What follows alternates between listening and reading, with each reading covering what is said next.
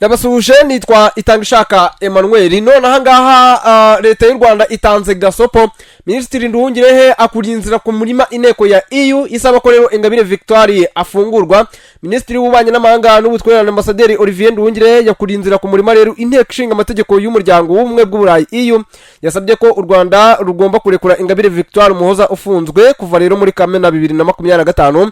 Minisitiri Nduhungirehe rero yibukije Inteko ya EU ko u Rwanda ari igihugu kigenga kuva muri Nyakanga 1962 ubwo kigobotoraga ubukoloni bw'ababirigi kandi ko rero imyanzuro nk'iyi ngiyi rero ngo idashobora guhindura uko kuri.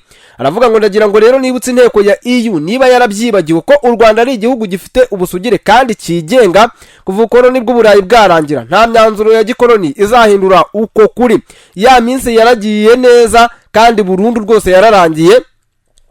Ingabire rero washinze ishyaka rya Darifa umurinzi ritemewe mu Rwanda akurikiranyweho icyaha cyo gushaka kugirira nabi ubutegetsi buriho, gutangaza amakuru y'ibihuha ndetse no gutegura ibikorwa bigamije gukurura imvururu muri rubanda. Afungiwe rero by'agateganyo mu igororero rya Nyarugenge. Urubanza rwe rwari gutangira tariki ya 2 Nzeri, ariko uwo munsi yihannye inteko y'abacamanza bari bagiye kumuburanisha mu rukiko rukuru rwa Kigali.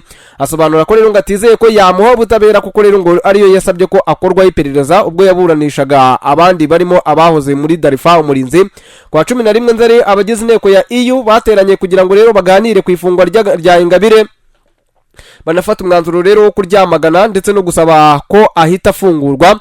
Hanyuma rero muri rusange iri ngiri baritoye rero ari 549 bashyigikiye rero ko agomba gufungurwa, babiri rero barawanga abandi 41 barifata. Abadepite rero ba EU kandi basabye ko ngo abandi bantu bakurikiranyweho ibyaha birimo gushaka kugirira nabi ubutegetsi buriho barimo umunyamakuru Nsengimana Theoneste nabo bagomba kurekurwa.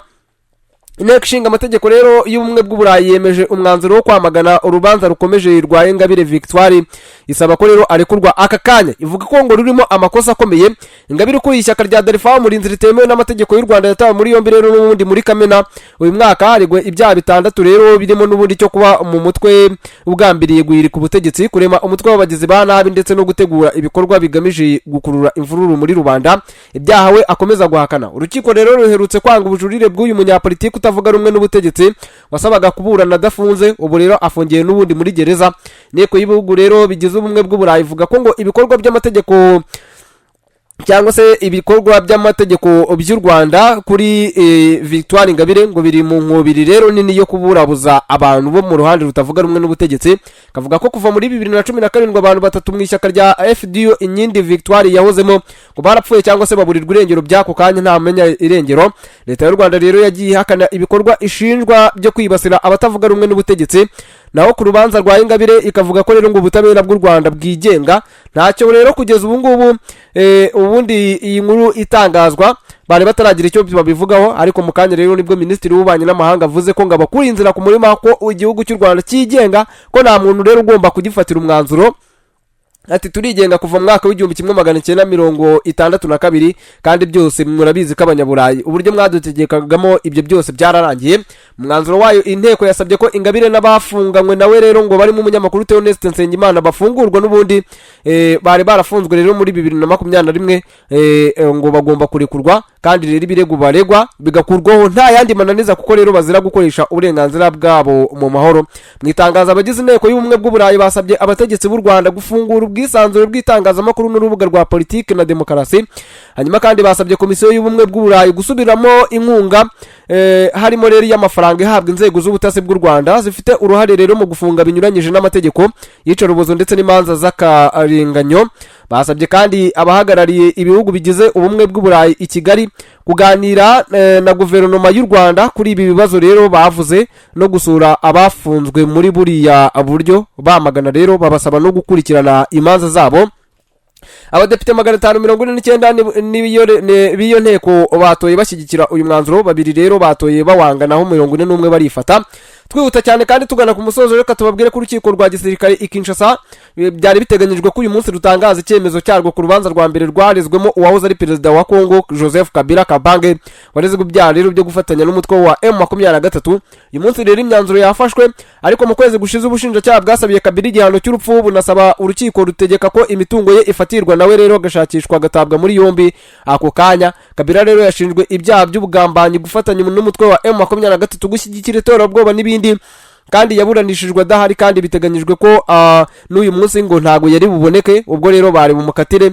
Abicishije mu binyamakuru, Kabila aheruka kwamagana urubanza rwe, yavuze ko rero ngo ibirego aregwa ari ibinyoma bifite imvo za politike byacuzwe n'ubutegetsi bugamije rero gusa guhungabanya inshingano ryazo.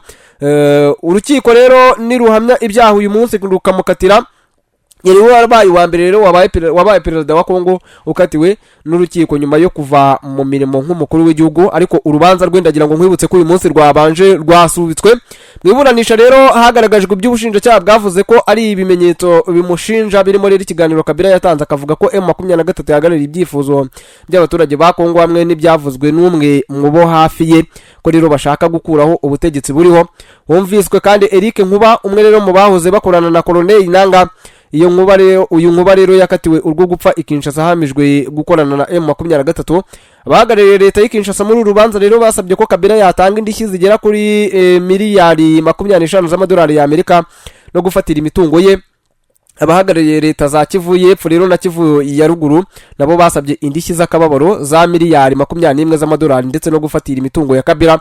Gukurikiranwa ko rero byatangiye ubwo ubushinjacyaha bwasabaga ko akurwaho ubudahangarwa nk'umusenateri rero ubuzima bwese, umwanya rero ahabwa n'itegeko nshinga. Yagiyemo rero nyuma yo kuba perezida wa mbere wa Kongo wahererekanyije ubutegetsi na mugenzi we mu mahoro. Kabila rero yatangiye gukurikiranwa nyuma y'uko rero uwamusimbuye Felix Tshisekedi muri Gashyantare uyu mwaka atangiye kuvuga ko rero ku mugaragaro ko Kabila ari we muntu nyakuri uri inyuma y'ibi byose.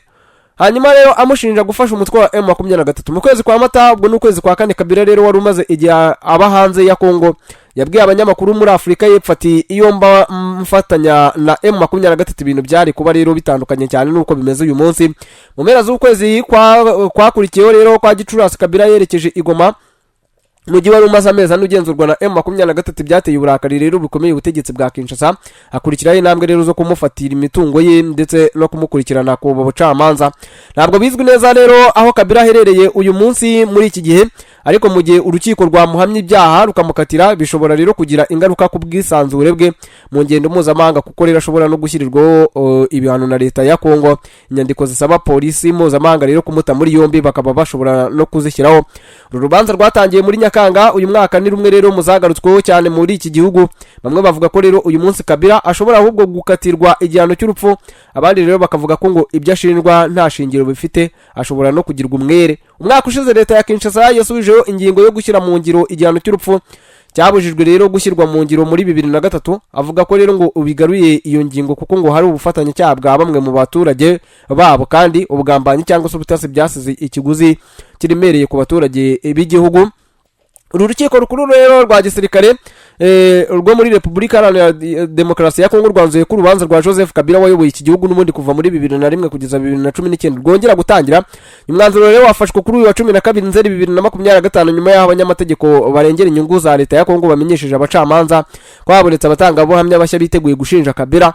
Umwe muri abo banyamategeko barindwi barimo Metero Richard Mbondo yabwiye rero urukiko ko ngo abatangabuhamya bazasobanura uko Kabila yoherereje ihuriro AFCM 23 amafaranga, banagaragaza uburyo rero ari umunyamabanga ari umunyamahanga ahubwo wayoboye Kongo imyaka 18. Urukiko rwahaye agaciro rero icyifuzo cy'aba banyamategeko, rwanzura ko urubanza rwa Kabila ruzatangira bundi bushya ku itariki ya 19 Nzeri.